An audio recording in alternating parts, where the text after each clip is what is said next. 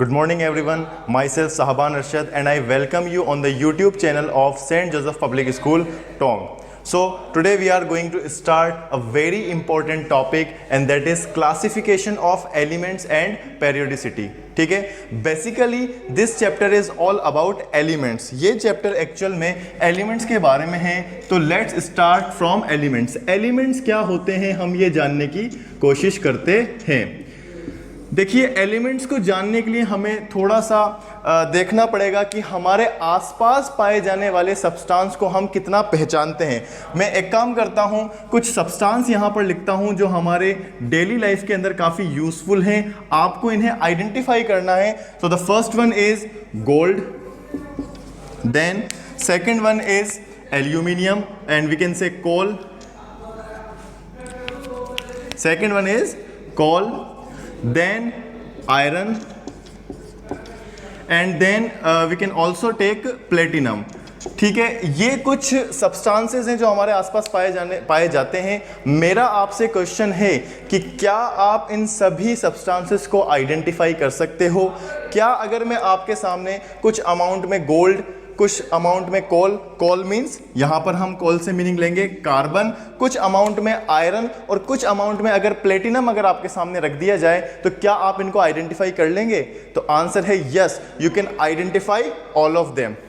आपको मालूम है इन सभी सब्सटेंसेस का टेक्सचर, कलर या बेसिक प्रॉपर्टीज एक दूसरे से डिफरेंट होती हैं. ठीक है, तो मैं यहाँ पर एक्चुअल में क्या है कि अगर हम इनके डिफरेंस के बारे में बात करें, क्यों ये सब्सटेंसेस एक दूसरे से डिफरेंट है, इसको जानने की कोशिश करें तो हमें मालूम है किसी भी सब्सटेंस का फॉर्मेशन बहुत सारी छोटी छोटी रिपीटेशन यूनिट्स के रिपीटेशन की वजह से होता है. बहुत सारे छोटे छोटे एटम्स या मॉलिक्यूल्स आपस में जब रिपीट होते हैं और आपस में जब जमा होते हैं, एक जगह इकट्ठा होते हैं, तब जाके इन सब्सटेंस का फॉर्मेशन होता है. इट मीन्स सब्सटेंस की बेसिक या स्मॉलेस्ट यूनिट क्या होती है? That is atom. Atom is the smallest unit of any substance.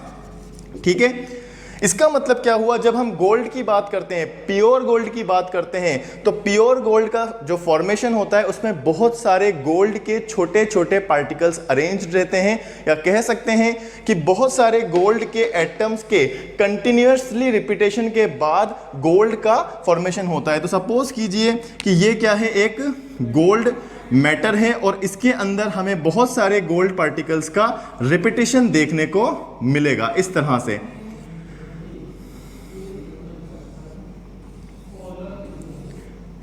से हमें रिपीटेशन देखने को मिलेगा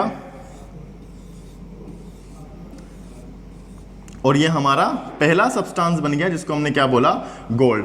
अब इसमें देखने वाली बात यह है, गोल्ड को हम AU यानी से रिप्रेजेंट करते हैं, इट मींस ओरम. यहां पर देखने वाली बात यह है कि प्योर गोल्ड के फॉर्मेशन में जितने भी गोल्ड के पार्टिकल्स हैं या एटम्स हैं, they all are of same type. सभी के सभी आइडेंटिकल हैं, सभी के सभी बिल्कुल सेम हैं. ठीक है, इसी तरह से जब मैं कार्बन का फॉर्मेशन करता हूं, कोल का फॉर्मेशन करता हूं, तो मुझे मालूम है कार्बन का जो स्मॉलेस्ट एटम होगा, ठीक है, उसके रिपीटेशन से कोल का या कार्बन का फॉर्मेशन होगा. तो सपोज कीजिए कि ये कोल यानी कार्बन का मैटर है और इसका फॉर्मेशन किससे होगा?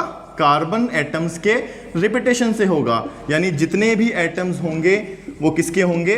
कार्बन के होंगे. ठीक है, इस तरह से ऐसा ही कुछ आयरन के अंदर होगा. सारे के सारे एटम्स आयरन के होंगे. आयरन एटम्स के रिपीटेशन से आयरन सब्सटेंस का फॉर्मेशन होगा और ऐसा ही कुछ प्लेटिनम में भी होगा. अब यहां पर देखने वाली बात यह है कि क्या गोल्ड की अगर हम बात करें तो क्या सभी के सभी एटम्स सेम हैं? आंसर है yes, all the atoms of gold are exactly same, they are identical. क्या कार्बन के सभी एटम्स सेम हैं? Yes, all the atoms are same and they are identical, बिल्कुल एक जैसे हैं. लेकिन क्या गोल्ड और कोल के एटम्स में कोई सिमिलरिटी है? There is no similarity between the atoms of gold and coal. और यहीं से हमारे एलिमेंट की डेफिनेशन निकल के आती है कि different type of atoms actually define different type of element. Her element का एक इंडिविजुअल क्या होता है? एटम होता है. एक इंडिविजुअल एटम होता है और इस एलिमेंट का जो एटम होता है दूसरे एलिमेंट का एटम इससे मैच नहीं खाता, इसके सिमिलर नहीं होता। तो बेसिकली मैं क्या बोल सकता हूं अबाउट एलिमेंट्स, एलिमेंट्स क्या होते हैं, all elements have their basic repeating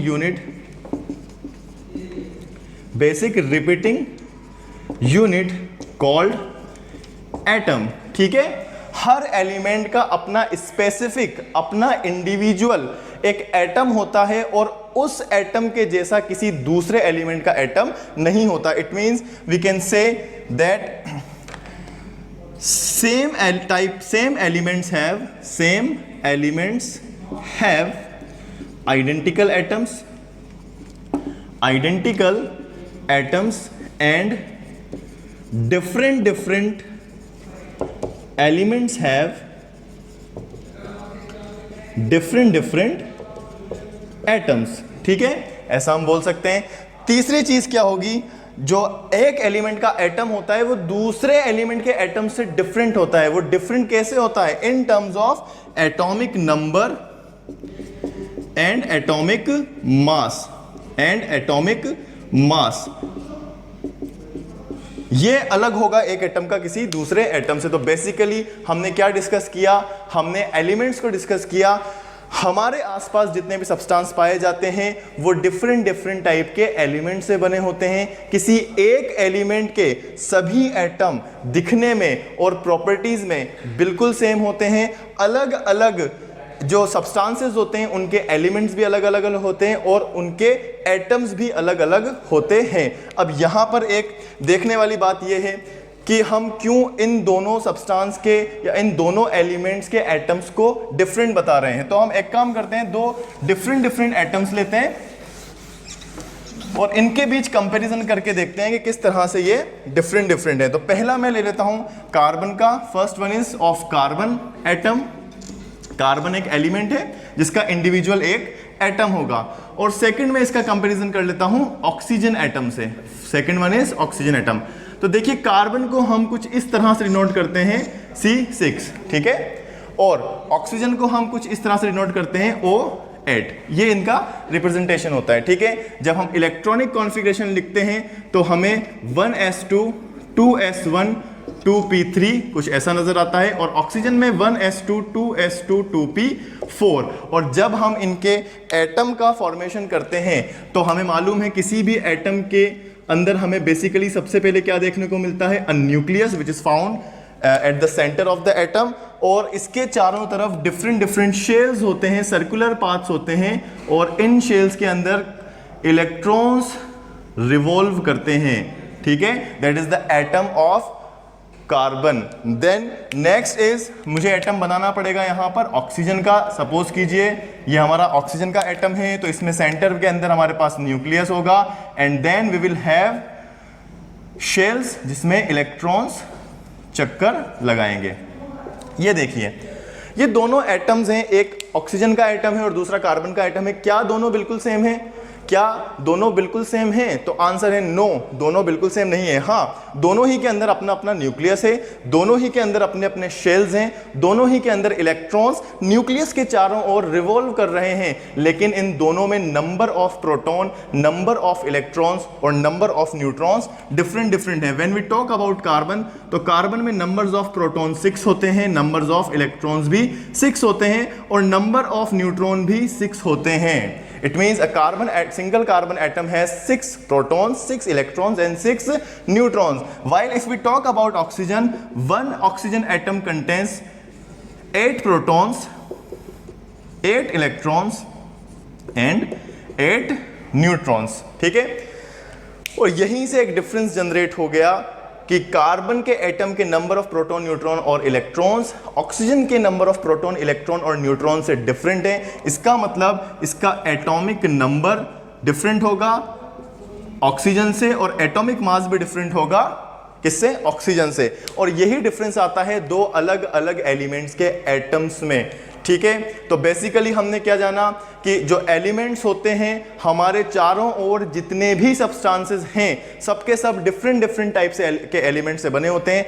एक एलिमेंट के सारे एटम्स सिमिलर होते हैं, हर एलिमेंट का इंडिविजुअल एक एटम होता है जिसके कुछ स्पेसिफिक कैरेक्टरिस्टिक्स होते हैं, और एक एलिमेंट का जैसा एटम होगा वैसा किसी दूसरे एलिमेंट का कभी नहीं होगा। एक एलिमेंट का एटम दूसरे एलिमेंट के एटम से डिफरेंट होता है, और ये डिफरेंस जनरेट होता है because of the numbers of proton, neutron and electrons present in an atom. ठीक है, तो ये हमने बेसिकली किसके बारे में जाना, एलिमेंट के बारे में जाना। अब हमारा डिस्कशन है एलिमेंट्स को क्लासिफाई करने के लिए। देखिए क्वेश्चन ये है कि एलिमेंट स्टार्ट कहाँ से हुए, एलिमेंट्स की डिस्कवरी कैसे हुई, हमें कैसे पता लगा कि ये अलग अलग टाइप के एलिमेंट्स हैं। तो देखिए एलिमेंट्स की हिस्ट्री काफ़ी पुरानी है, तो चलिए डिस्कस करते हैं हिस्ट्री ऑफ एलिमेंट। तो जब हम हिस्ट्री ऑफ एलिमेंट्स के बारे में बात करते हैं तो हमारे माइंड में बेसिक क्वेश्चन आता है कि वो पहला कौन सा एलिमेंट था जिसकी डिस्कवरी की गई। देखिए एक्चुअल में जब से इस अर्थ का फॉर्मेशन हुआ है, आज से लाखों करोड़ों साल पहले से ही हमारे एनवायरनमेंट में ऑलरेडी एलिमेंट्स मौजूद हैं। ठीक है, और किसी ने भी कोई पहला एलिमेंट डिस्कवर नहीं किया था। जब से हमारी लाइफ स्टार्ट हुई तभी से हम इन एलिमेंट्स का किसी ना किसी फॉर्म में यूज़ कर रहे हैं। तो एक्चुअली में क्या है, इनिशियली कुछ ऐसे एलिमेंट्स हैं जिसको किसी ने डिस्कवर नहीं किया, और ये एंशिएंट एलिमेंट्स कहलाते हैं। एंशिएंट एलिमेंट्स यानी पौराणिक तत्व, बहुत ही पुराने एलिमेंट्स जो हमेशा से डिस्कवर हैं। हाँ ये ज़रूर है कि जो साइंटिस्ट आए उन्होंने आगे चल के इन एलिमेंट्स की प्रॉपर्टीज़ के बारे में पता लगाया, इनके एटॉमिक नंबर, इनका एटॉमिक मास, इनकी फिजिकल और केमिकल प्रॉपर्टीज़ के बारे में पता लगाया गया, लेकिन इनकी डिस्कवरी किसी साइंटिस्ट ने नहीं की थी। They are known as ancient elements, जो हमेशा से नोन है। ये कुछ एलिमेंट्स हैं, जैसे फॉर एग्जाम्पल गोल्ड की बात करें, जैसे हम ओरम कहते हैं, aurum is one of them, then lead is one of them, iron इनमें से एक है। इसी तरह से कॉपर को भी एंशिएंट एलिमेंट माना जाता है, सिल्वर को भी एंशिएंट एलिमेंट माना जाता है। ये कुछ ऐसे एलिमेंट्स हैं जिसकी डिस्कवरी किसी ने नहीं की, ये हमेशा से नोन है। ठीक है, तो क्वेश्चन ये बनता है कि वो कौन सा पहला एलिमेंट था जो किसी साइंटिस्ट ने डिस्कवर किया था। तो देखिए जैसे जैसे साइंस का, मेडिकल साइंस का प्रोसेस शुरू हुआ, जैसे जैसे साइंस के लोगों ने अपनी डिस्कवरीज शुरू की, वैसे वैसे पता लगा कि हमारे आसपास सिर्फ यही एलिमेंट्स नहीं हैं, there are so many elements present in our environment. और सबसे पहले इन 1669 में हेनिंग ब्रांड नाम के एक साइंटिस्ट थे। The name of the scientist was Hennig Brand, और इन्होंने सबसे पहले फॉस्फोरस को डिस्कवर किया था। So we can say phosphorus is the first element which was discovered by a scientist, the name of scientist Hennig Brand in 1669।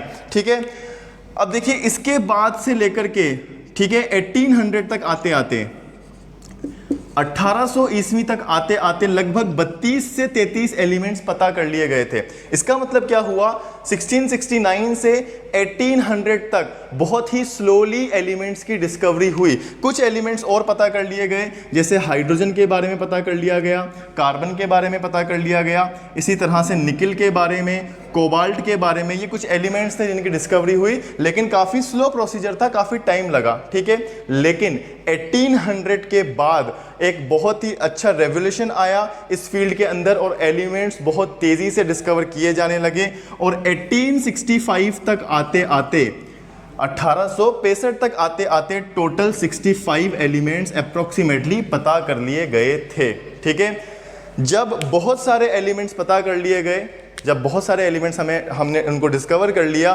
तो अब हमारे साइंटिस्ट ने क्या स्टार्ट किया, इनकी प्रॉपर्टीज़ को जानना स्टार्ट किया। और जब इनकी प्रॉपर्टीज़ को जाना तो ये देखा गया कि एलिमेंट्स जो होते हैं उनके अंदर काफ़ी डिफरेंसेस होते हैं। एक एलिमेंट्स के एटम दूसरे एलिमेंट्स के एटम से काफ़ी डिफरेंट होता है, और यहीं से एक होड़ मची, एक शुरुआत हुई एलिमेंट्स को अरेंज करने की। यहाँ से हमने एलिमेंट्स को उनकी प्रॉपर्टीज़ के अकॉर्डिंग, उनके एटॉमिक नंबर के अकॉर्डिंग, उनके एटॉमिक मास के अकॉर्डिंग उन्हें कैटेगराइज करना शुरू किया या उनको अरेंज करना शुरू किया। और यहीं से शुरुआत होती है क्लासिफिकेशन ऑफ एलिमेंट की।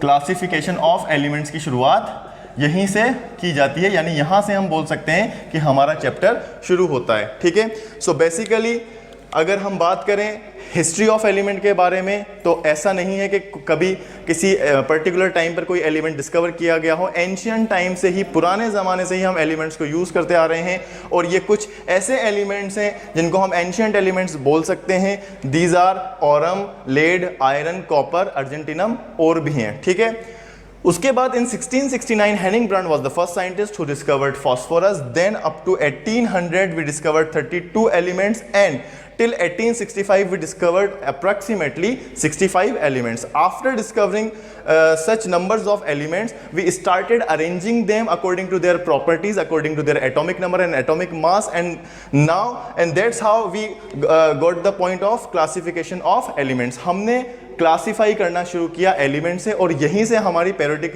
टेबल की स्टार्ट होती है। तो आगे की क्लासेस में हम क्या पढ़ेंगे, अपने एलिमेंट्स को क्लासिफिकेशन की हिस्ट्री पढ़ेंगे, किस तरह से एलिमेंट्स को क्लासीफाई किया ये पढ़ेंगे। आज के लेक्चर में इतना ही। Thank you so much.